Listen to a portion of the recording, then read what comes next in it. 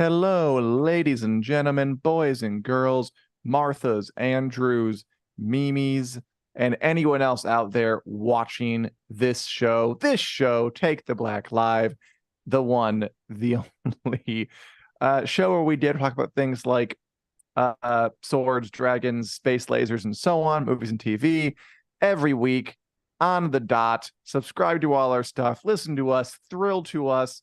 And yes, Philip Plus, we are the fellas who talk about that show with all them dragons in it.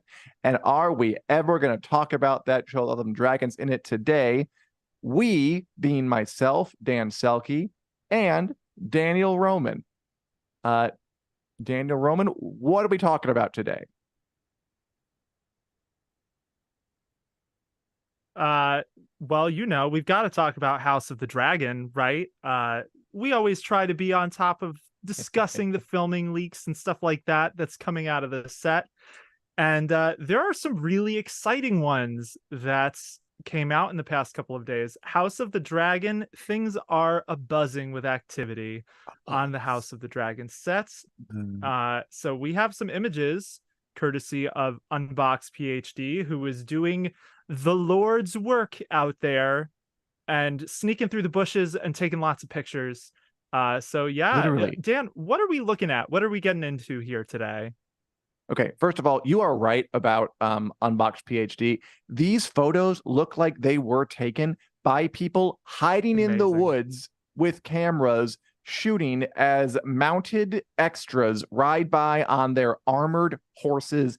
It's amazing. I love this fandom. They are dedicated. They're filming stuff in Surrey, which we learned yesterday is a real place and not just a fake place made up by some map. There's a lot of stuff. There's been a very big sequence with tons of extras, lots of soldiers, horses, all kinds of rigmarole. And basically what we're looking at is the soldiers loyal to King Aegon Targaryen, the one true king of Westeros. We're talking Hightowers. We're talking, green wearing Targaryens. We're talking Lannisters. We're talking the army who's following Alicent Hightower and Otto Hightower and Aegon Targaryen and Aemon Targaryen, people who are fighting against Rhaenyra. And it looks cool. And again, just, man, kudos to the photographers, who I think are literally in the grass wearing plant hats so they blend in. Really, really good work there.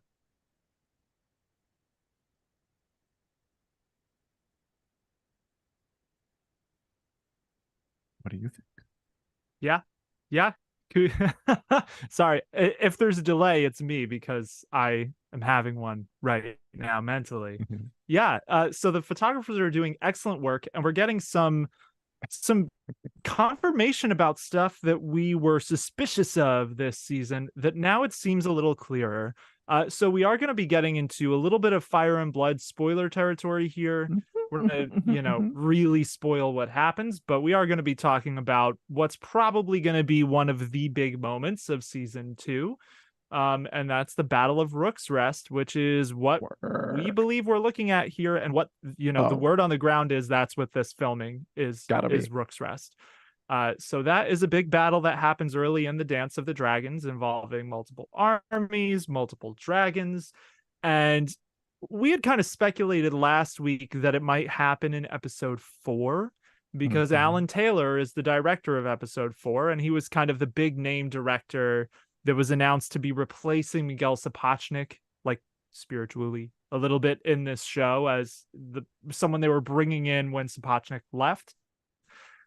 Taylor, obviously was a director in Game of Thrones. I believe he did Baelor and a couple of other big episodes for the original Thrones.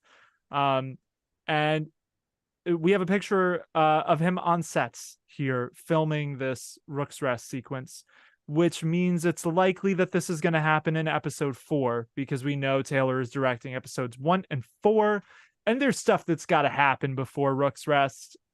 So yeah, episode 4, we're looking at a big battle halfway through the season.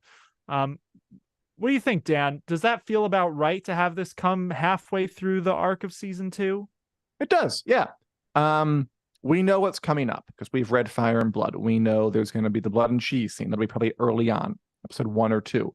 We know that one of the first big battles episode is Rook's Rest. It's basically a battle where, and we'll see shortly who's involved in this, where Team Aegon, the Greens, I'm not sure what to call them, honestly. Like, I also don't have a real name.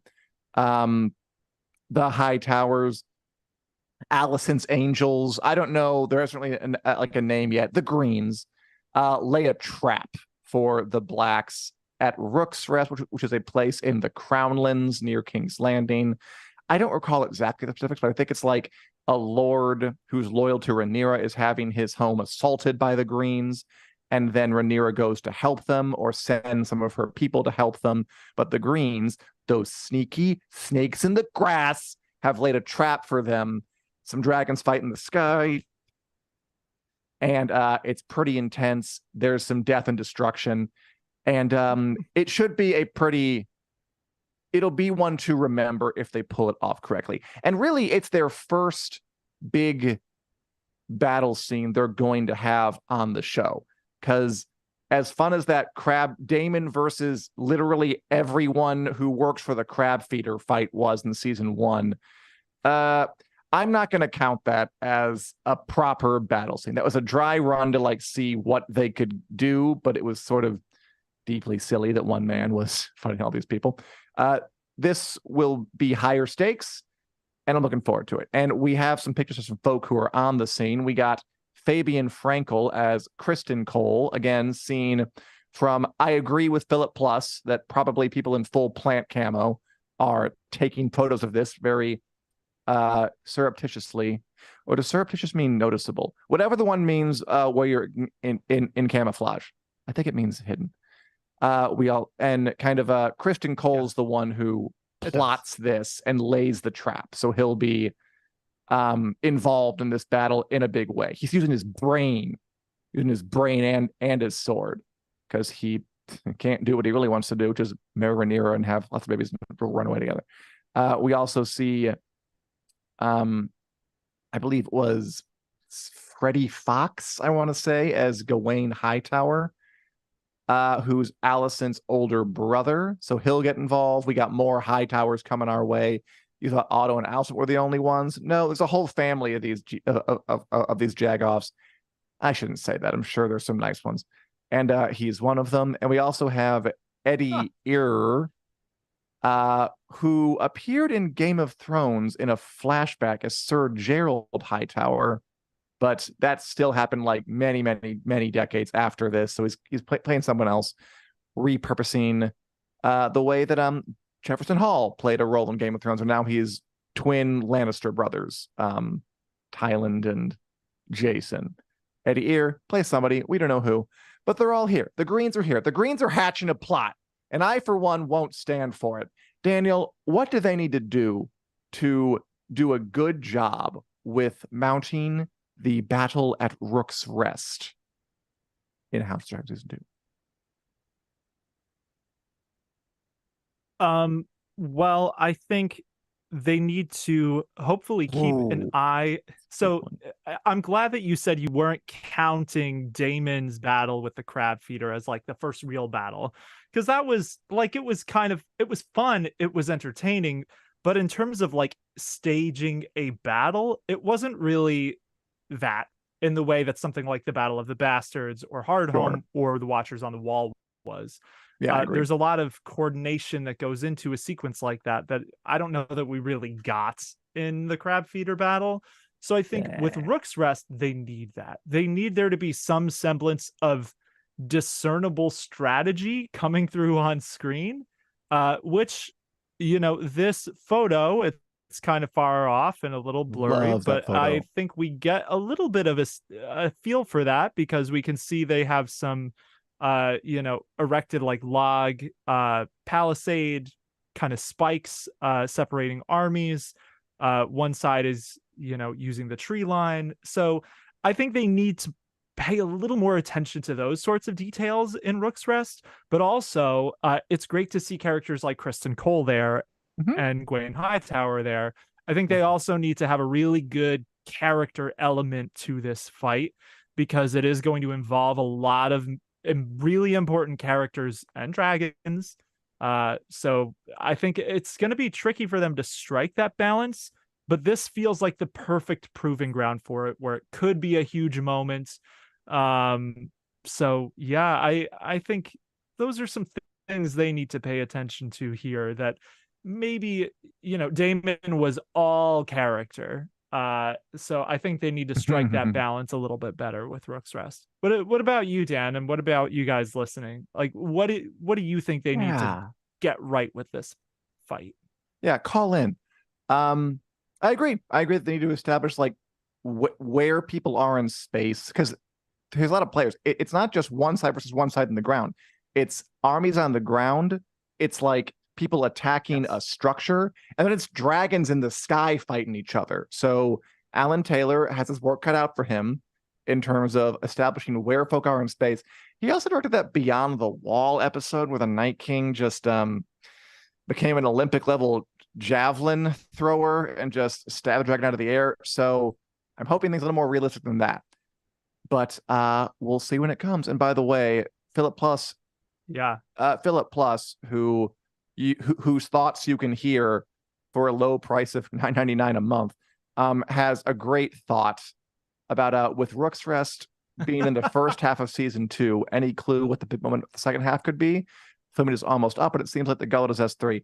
Philip, I think the Gullet will be the end of season 2, because we've seen a lot of stuff on ships. I'm not sure that we'll see them, because remember, they have filming to go. And also, I don't think they would have filmed like taken some boats on the water and done it that way. I'm going to guess a lot of a sea battle will be in front of a green screen or the vol and whatever they're doing inside on little ships, on little sets. And we have seen a bunch of ships. I think that'll be the end. And I think we'll have the dragon seeds in the back half of the season. There'll be tons of stuff. They don't like for content. Claire Kildner said that the season is jam-packed. They had to cut things down to an hour. They had trouble doing that. And I think they're telling the truth. There's so much to get to. That's the beauty of that book. Just kind of said, and then a giant battle happened, and you get to spin that however you want. It can be I'm looking forward to seeing what they do. And I have faith it's going to be beautiful. Also, some folks, again, praise to Unbox PhD, all of them getting these pictures. Some folks say they want to use drones. I think drones are involved in some of these, but it really does look like they're hiding in the damn grass like Solid Snake and just taking these. Whatever they're doing, I appreciate it. And I shouldn't underestimate their ingenuity. Anything else on House of the Dragon? And what are we talking about next, Daniel?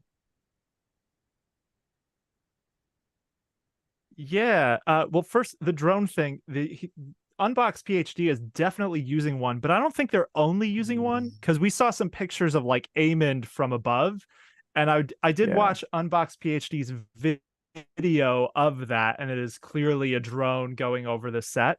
But for these forest shots, that I really don't know. So I'm gonna go with the Solid Snake mental imagery too, because that's just more fun. So I hope that's what's happening. In terms of big moments to end season 2, I am with you. What? In the comments, is Unbotched PhD commenting on our stream? I do it all in the open, they say. No need to hide in a public area. The law degree comes in handy. He is a lawyer. I read his Twitter. If that's the real Unbotched PhD, nice. We salute you, because you've been provided with a lot of fun stuff. Please keep it up. God bless. Yeah, I'm absolutely kind of salute you. Respect Unbox PhD. You are doing amazing work. It's like a celebrity coming to comment on the stream. Glad to see you. Glad to see you here in the chat. It's true. But yeah, so what I was going to say, just answering that question from Philip Plus about big moments, I am with Dan on this one. I think the Gullet is still going to happen this season. The two moments that I've always thought they might do one or the other as the end of season moments are the Gullet and Rhaenyra taking King's Landing. Those are the two moments I've wondered how they'll fit into the end. And I will also back what Dan said about the ship filming. Game of Thrones was kind of notorious for doing most of its ship filming in studios, as opposed to, I will drop it because I can't not drop it, as opposed to a show like Black Sails, which did a lot of practical ship filming. Game of Thrones was pretty much always in a studio. So that means they could already be filming the Gullet, and we wouldn't know because it is more remote, more closed off. It's not in a public space, like Rook's Rest is. But yeah, so those are kind of the big things that I'm expecting to see. And they've got around a month or so left, I believe. House of the Dragon is slated to wrap, I heard, in September, which was earlier than I thought, but hey, maybe they're getting stuff done quicker, or they can, they're having to postpone some things until after the strikes, which is I'm kind of some expecting reshoots that and too, stuff, like with reshoots. But yeah, so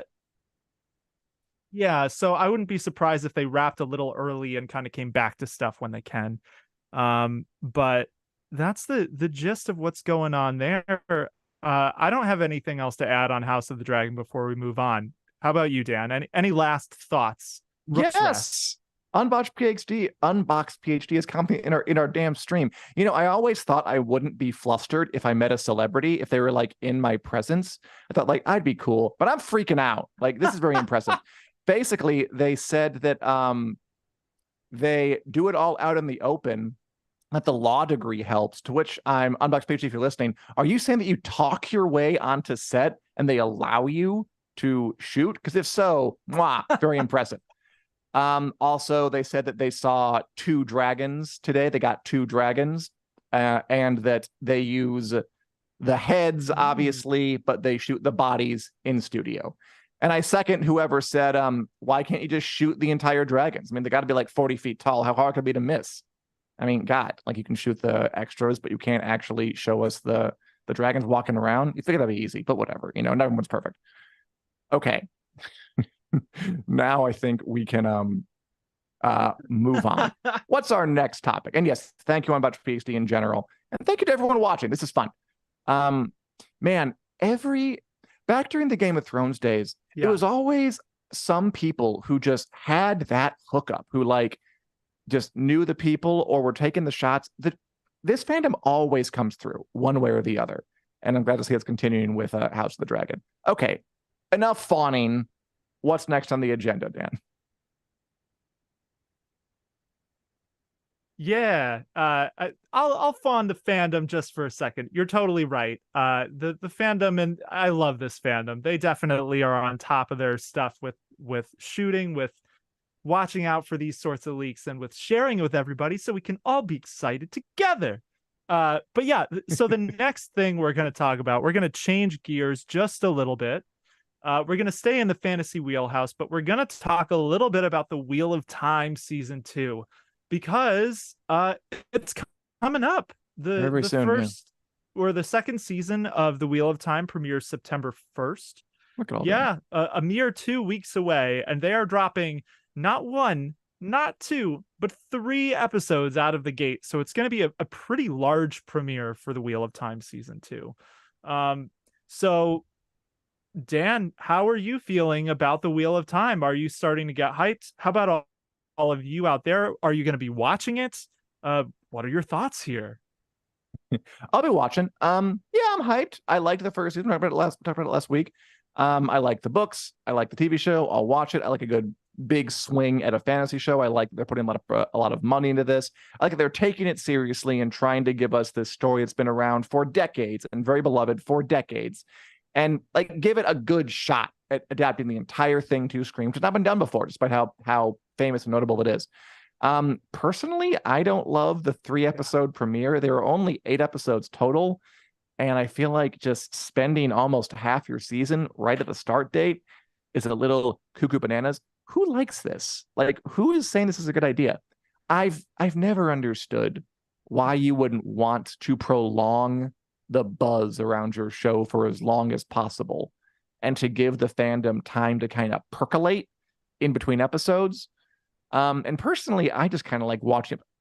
Daniel, I don't have unlimited time. I'm busy. So I would rather watch one episode at a time and then come back to it the next week and do other things in between. But that's just me. Does anybody out there like the whole here's 3 episodes, there's 3 1 hour episodes at once format? Or would you rather have it one a week? I know what I would rather like, but I don't control Hollywood yet. Give me time. Yeah, I'm definitely in that boat with you. I like one a week. I have theories about why they did 3 a week. I don't think I can talk about that yet. So I can say at this point I have seen some of season 2, because we've been interviewing, or we did interview some of the cast back in June. So if you're seeing a lot of interviews crop up right now, both on Winter's Coming before the strike back in June. So that journalist basically got the okay to share those this week. So if you're seeing a lot of Wheel of Time stuff, that's why. And I'm really excited for season 2. And I do wish they'd stretch it out more. I like the one a week strategy, but also, this is a big, it's nice to see the Wheel of Time get to come back and not have gotten derailed by the pandemic so much, because the first season really, to me, it was one of the big fantasy casualties of the pandemic, because it really messed up their filming. So we'll tease this because we do have an interview coming soon with Daniel Henney, who plays Lan. We do. He told me that he thought this season is a more complete season. It's more like the kind of show they wanted to put out there. So I'm really excited to see what kind of the fandom response for the Wheel of Time season 2 is. It's adapting mostly The Great Hunt, which is the second book in the series, which is a pretty well-regarded book in the series. It's got, I think, one of the best endings of any of the books in the Wheel of Time. I'd agree with that. And yeah, it's a lot of good stuff. So are there any particular things you are looking forward to seeing this season, Dan? Any things you're nervous about? Just more confidence. What's on your mind? I want to be entertained, and I want to be delighted, and I want to be moved, chilled, and thrilled. I just want more confidence. I want a well put together season of television. I want good episodes. I want good acting. I want good writing. I want to be entertained. That's all I always want. And it's not that hard. So I feel like everyone out there should be able to do it. And when you don't, and I criticize you, it's your own fault. So I think that's what my mindset going into the Wheel of Time season 2. There's also Ahsoka coming up, which you're going to watch as well. We will too. What are you more excited for, Ahsoka or the Wheel of Time? Oh, that's kind of hard. So the Wheel of Time is my obvious answer, because I love the Wheel of Time, and I really I love Star Wars too, but I think Star Wars has shot itself in the foot a little bit in the same way Marvel has, where it's just been such a deluge of content, which I hate calling it content, but when they put it out in this way, it feels like that's appropriate. It does. Yeah. And I think Star Wars has, I feel kind of tired, honestly, with Star Wars and Marvel after several years of it being a near constant thing that one or the other of them is on. So even though Ahsoka feels like it could be a big deal, it feels like it could be a big deal in the mythos that they're doing this show, that they're doing a show about Ahsoka Tano. They're bringing in characters from Rebels, which I have been watching to get prepped for this. I'm on the final season of Rebels, and that has been great. Let me just say, if you want to prepare for Ahsoka, Clone Wars is really the one that introduces her. Rebels introduces the rest of the characters who will be around her, who we see in the trailer, like Hera, who is the green-skinned woman played by the actor who played Ramona in Scott Pilgrim. Her name, Mary Elizabeth Winstead. So there are a lot of characters from Rebels appearing in Ahsoka. So it feels like it should be a big deal, but I'm more excited for the Wheel of Time because it's the Wheel of Time. It's one of the biggest fantasy series ever, and it is getting, adapted. And I love the Great Hunt. We're gonna meet the Shan Chan this season, who so the Shan Chan, for those of you who may not know, they're another culture in this world of the Wheel of Time who basically live on another continent, and we saw them arrive at the end of season 1, and they kind of, a little bit of backstory for them. They are from the same continent as the rest of the characters. They left many, centuries earlier and are kind of coming back in this expansionist way to reclaim the lands they believe are theirs. And they have kind of a Xerxes like 300 vibe about them in terms of their costuming in the show. So I'm excited for the Wheel of Time. Dan, do you think you're gonna watch Ahsoka? Yeah, I will. Like last week we said, I'll watch it all. The Winter King too. I do love the masks the Sanchan wear, and for people of a certain order, hey Julie, sleep in as much as you want. We're at an ungodly hour for you. We all understand. I like how much influence Xerxes has exerted on the minds of millennial men, even all these years after 300. So good for him. You supernaturally tall, bald-headed, muscular, invading Persian man. But yeah, good stuff's coming up. And by the way, Philip says the Ahsoka runtimes are all over the place. I never really. There's a report today about like the episode runtimes being like long, shorter. I don't mind that at all. I like that you can have episodes that are as long or short as they need to be right now. I think it's a nice thing. But to anyone who wishes everything was so long, an hour long or whatever, I'm sorry. Daniel, what are we watching and reading right now? Because I'm reading something that I think is very exciting and relevant and of interest to the people here and to the world at large. Well, Dan, I want to hear you talk about it. So what are you reading? I'm going to bounce it right back at you, and then I'll talk about stuff after, because I think yours is the most pressing, the most important, and the thing people really want to hear about. So what is it? What are you getting into? Thank you, Daniel. Right now, and by the way, tell us what you're reading, watching, whatever.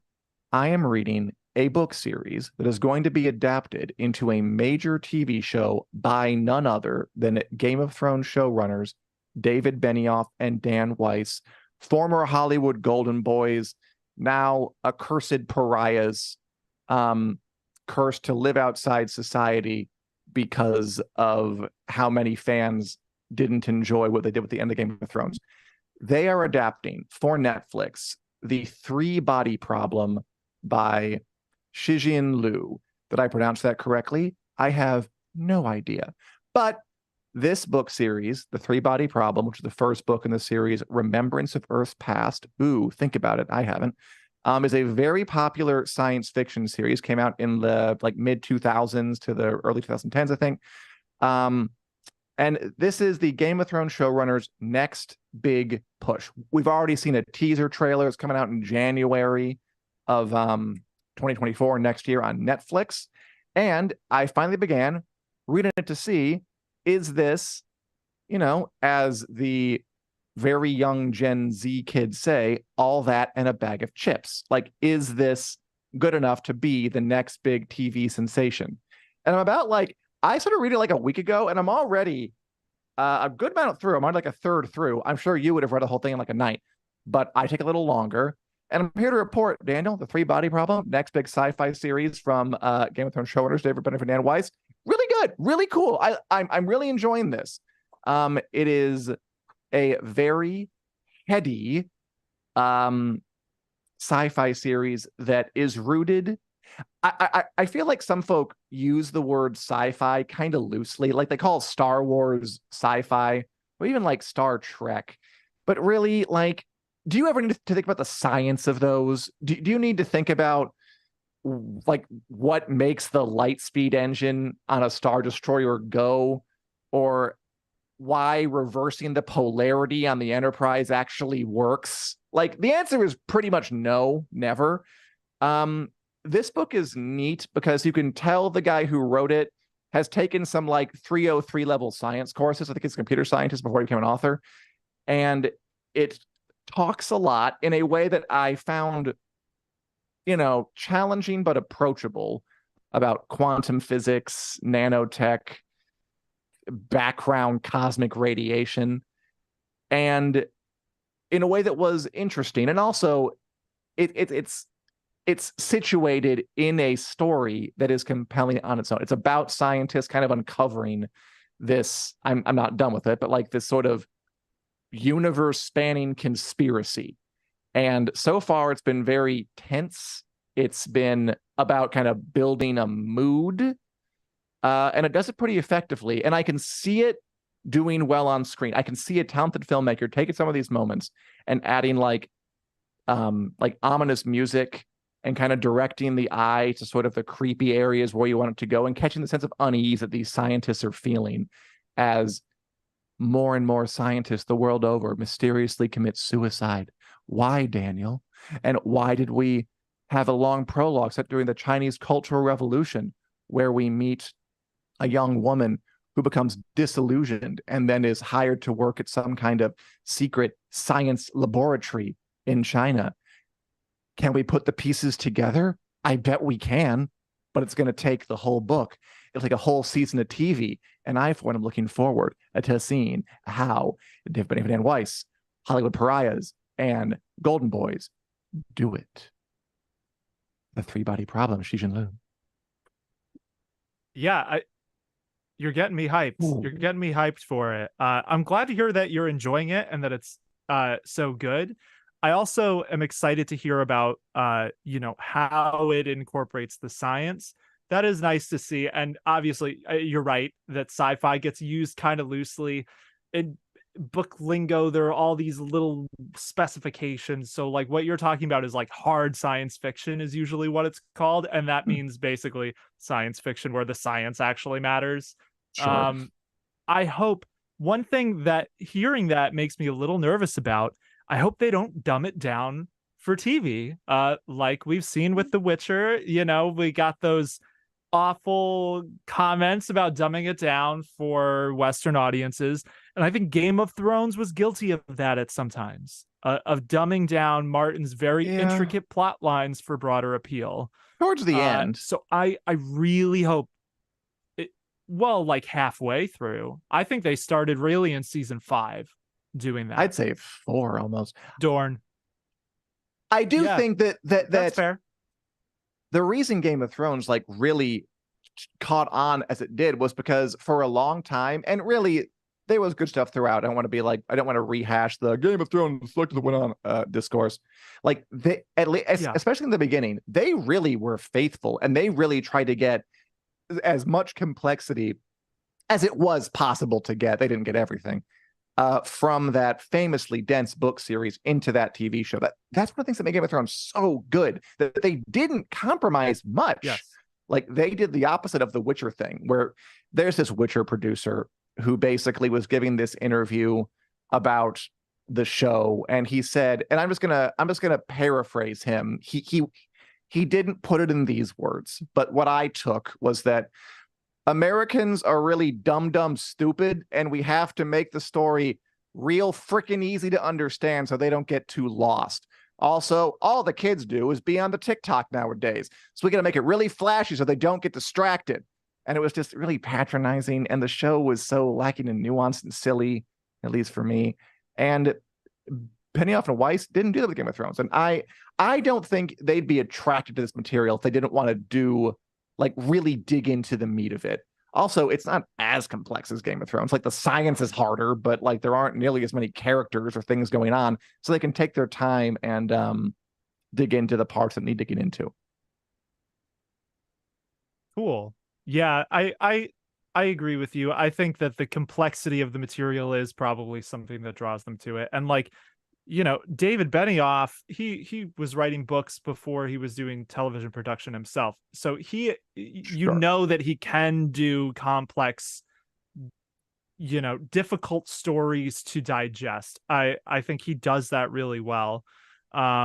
So yeah, I agree. I am hopeful, more hopeful than nervous for Three Body Problem. Like I don't really have a whole lot of like fears they're gonna botch it up. I'm like, it's amazing that they're making this. This is such an ambitious series. Good for them.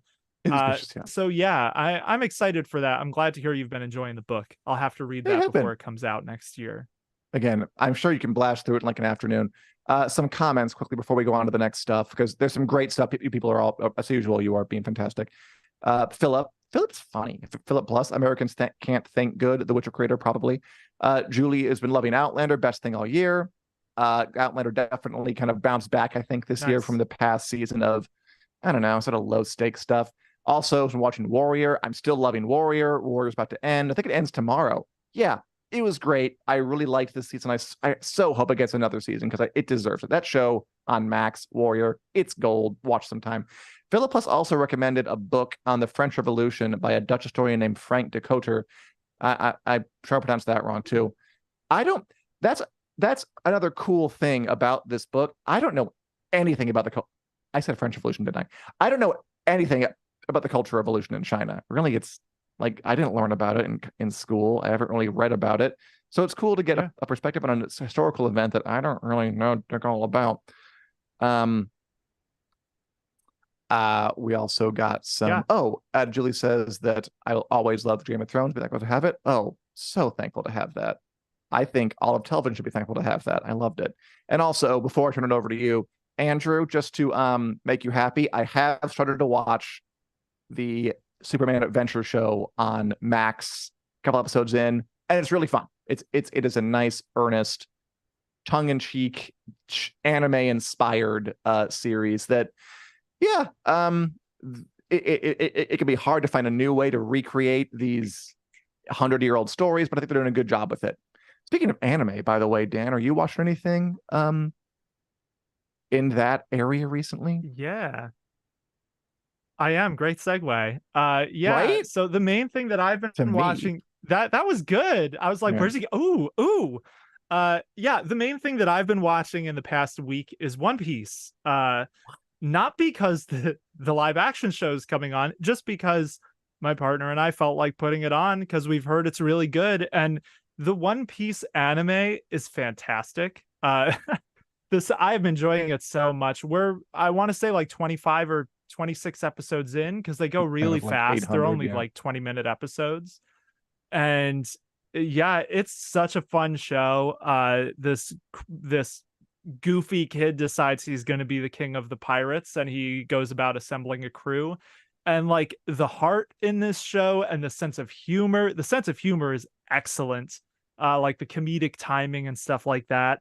It's a lot more reminiscent of something like Dragon Ball Z than I expected. I didn't realize that it was going to have as much of that formula with like has some like this traveling party. Some of the characters are filling similar roles. Like there's the goofy sidekick who's even voiced by the same person that does Krillin. There's the stoic sword fighter who is voiced by the person who voiced Piccolo in the American Dragon Ball Z. So a lot of very similar things like that. But yeah, it is so good. I'm loving One Piece. Ironically, that has made me more nervous for the Netflix live action series because this is one of those shows where I'm watching it and it is on August 31st, I believe. So the day before Wheel of Time, One Piece drops on Netflix.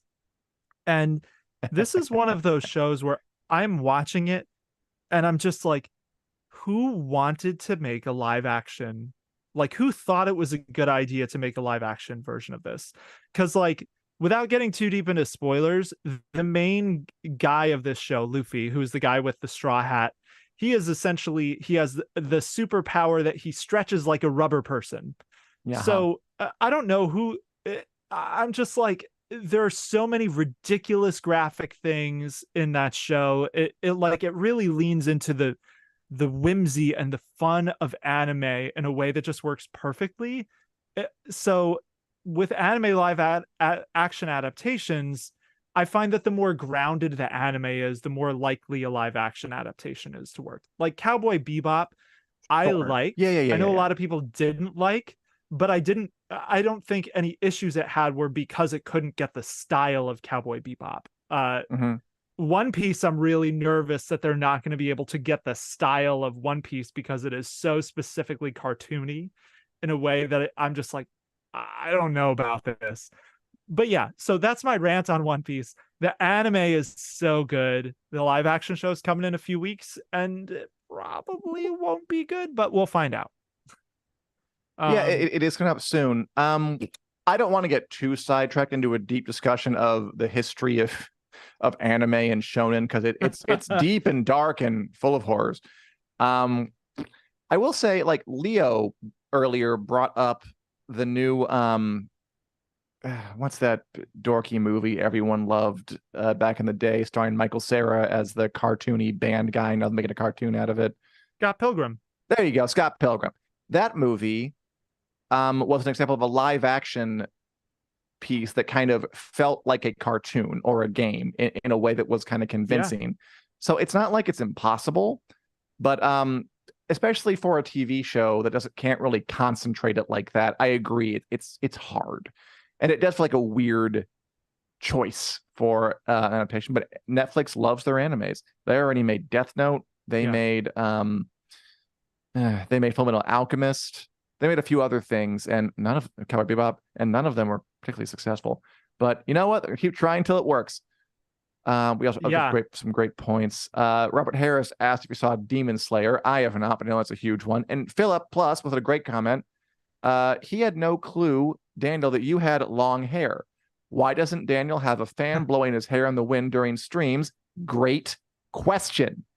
And Julie, that is a great question. You, said that you guys could be professionals. I assume you're referring to us. And not only could we are, because we're getting paid for this. That's true. Yeah.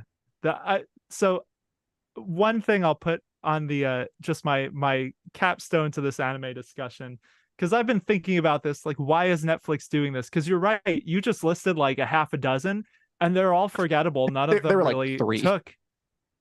Well, I mean, it's enough that it's a pattern. Yeah.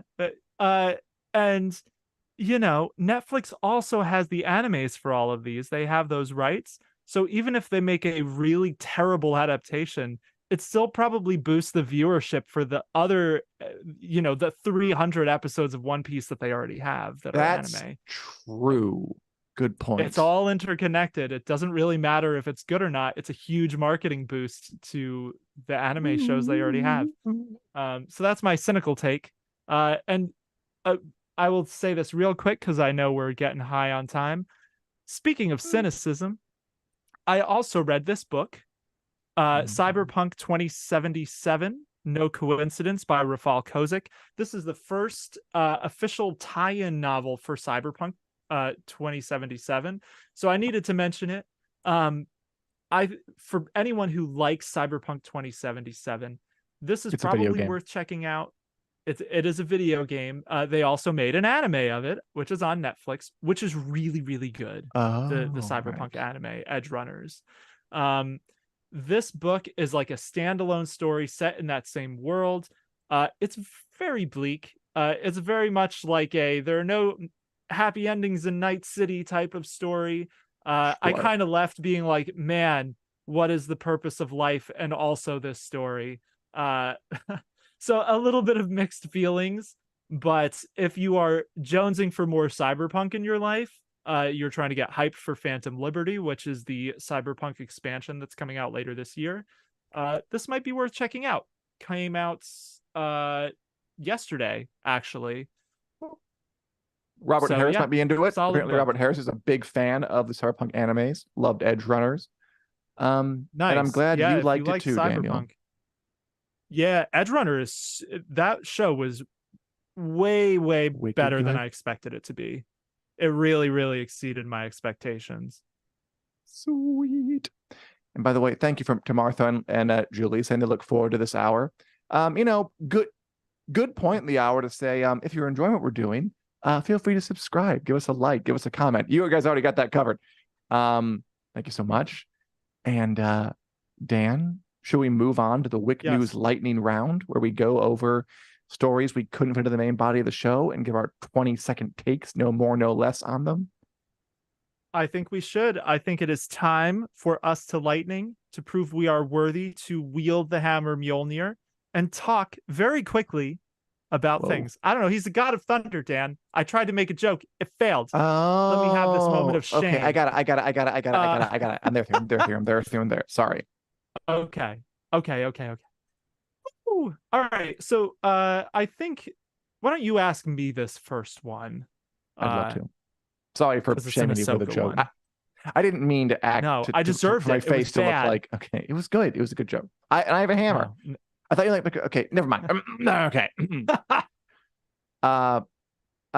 Daniel, A, get a fan, and B, the voice of Anakin Skywalker, Hayden Christensen, returns in the latest trailer for Star Wars Ahsoka. He's coming back, maybe, kinda.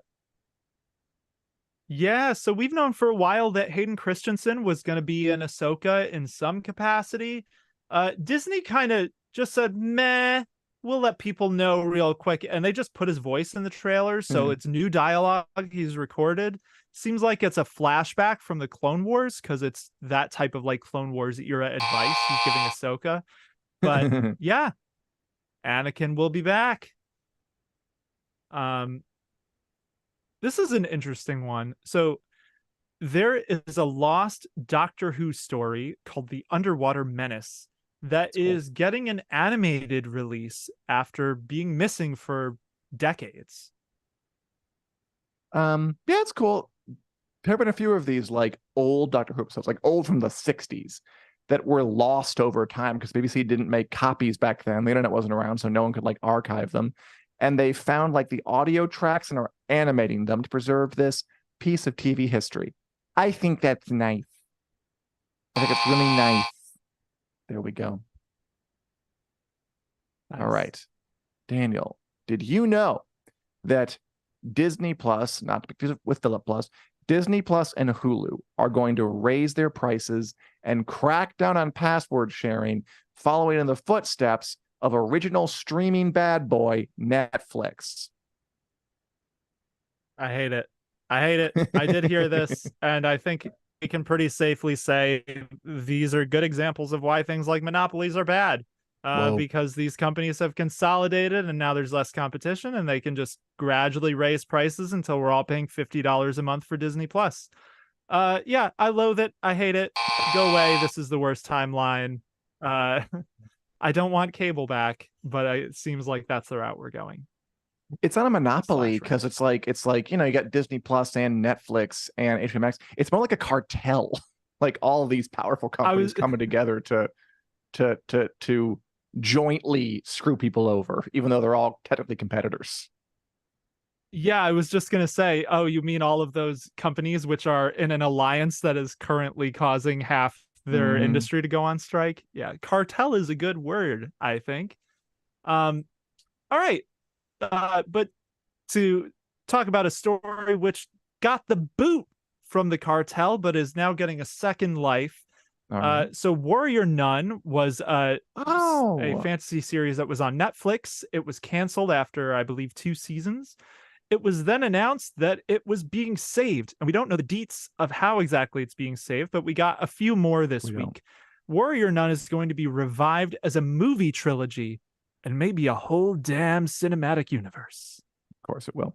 Warrior Nun, I didn't watch it, but I understand there's like this kind of Puffy the Vampire Slayer-esque girl fights demon story. It was it had a very passionate fan base. When it was canceled by Netflix, they bought billboards and they use hashtags and they lobbied to get it back. And it's coming back. I love that. Good for them.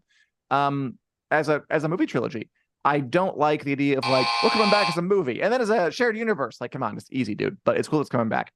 As Philip Plus says, my mom uses my streaming accounts for everything and I can't afford to pay double on all of them. Yeah, it's gonna be crazy. Down with the cartel. All right, Daniel.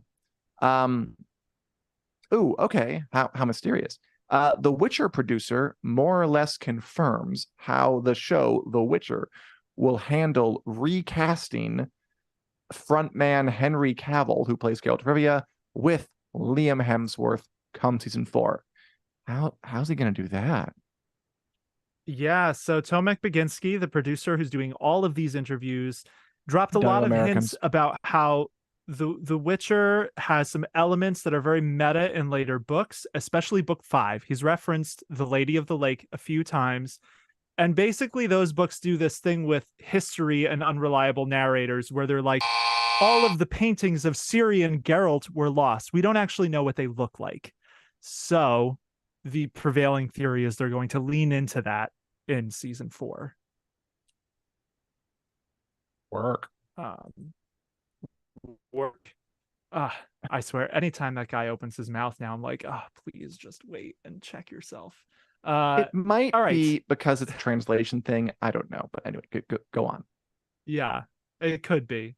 That interview I minded the least. That one had some interesting stuff.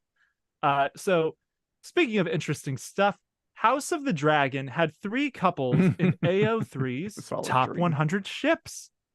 It did, I believe. So AO3 is the repository for all fanfic online, and fanfic is not always, but often stories written by fans where characters who don't smash in the show smash in the fiction. And I think that Rhaenyra and Daemon were a big ship, Lucerys and Aemond were a big ship, really, and then of course Alicent and Rhaenyra. I know that's the one that threw me. So good for them having imaginary sex. Maybe in the season 2, real sex, we'll see. And Nicole saying, not for Lucerys. Hey, you never know. It was all a dream, says Nicole about the witch about Liam Hemsworth replacing Henry Cavill. Could happen. Looking forward to it. Daniel, okay. Wonder Woman 3 reportedly still isn't happening despite a hopeful update from Gal Gadot. So it's not happening. It's not. It is not currently in development. Gal Gadot gave a couple of interviews, more than one, where she said she was told by James Gunn Wonder Woman 3 is still happening. They're still doing Wonder Woman with her. And then multiple outlets, Variety and Collider, came out with stories the same week saying Wonder Woman 3 is not in development. We have confirmed with multiple sources at Warner Brothers. So she's a liar. DC's what you're saying. You're calling her a liar. I don't think Gal Gadot's a liar. I think people are getting jerked around. I had flashbacks to Henry Cavill and James Gunn admitting, he got dicked around. And it's like, well, maybe someone should have done something about that, James. But yeah, not happening as of right now. Gotcha. All right, let's end with a fun one. An archery expert has confirmed what the fans have known for years. And that is that Rickon Stark, youngest Stark son, who was shot through the heart with an arrow by Ramsay Bolton at the Battle of the Bastards, Rickon should have zigzagged. Well, actually, Daniel, his main takeaway in that video, the archery expert, was that shot was possible to make. He did say, like, he probably should have zigzagged, but I think that was in his, like, inexpert opinion as, like, a casual observer. As an archery expert, he thought it passed muster. It was more like as a human observer, like, you should really go differently. So, I feel like it's an open question. Anyway, this has been a really fun episode. Gal Gadot. I don't know how to pronounce Gal Gadot. Okay, Gal Gadot, Gal Gadot. Apparently, they say it's Gal Gadot, according to producer Richard. It is. I believe you. Okay, it's Gal Gadot. Some folks say Gal Gadot. Some, like, well-placed people say Gal Gadot. Like, people who should or in the business should know better. Not just him. Like, I was watching a YouTube video today where they pronounced it like that, and this person, like, is very high up. So it's not my fault. Nothing to do with my fault. Anyway, thanks for watching, everybody. We are here every Wednesday at 2 p.m. Central Standard Time, 3 p.m. on the East Coast, 1 p.m. in the mountains, and noon on the West Coast. And Julie, depending on where you live in Australia, you know where we're on, but anywhere from 2 a.m. to 6 a.m. I'm sorry. Where do you live exactly, Julie? I can narrow this down for next time. And please give us a like, give us a comment, give us a subscribe, tell your friends, tell your family, tell your pets, couldn't hurt. And because we want all the fun we can have, which means more people. See you next week. And also download us in podcast format. Google Play, iTunes, wherever podcasts are available.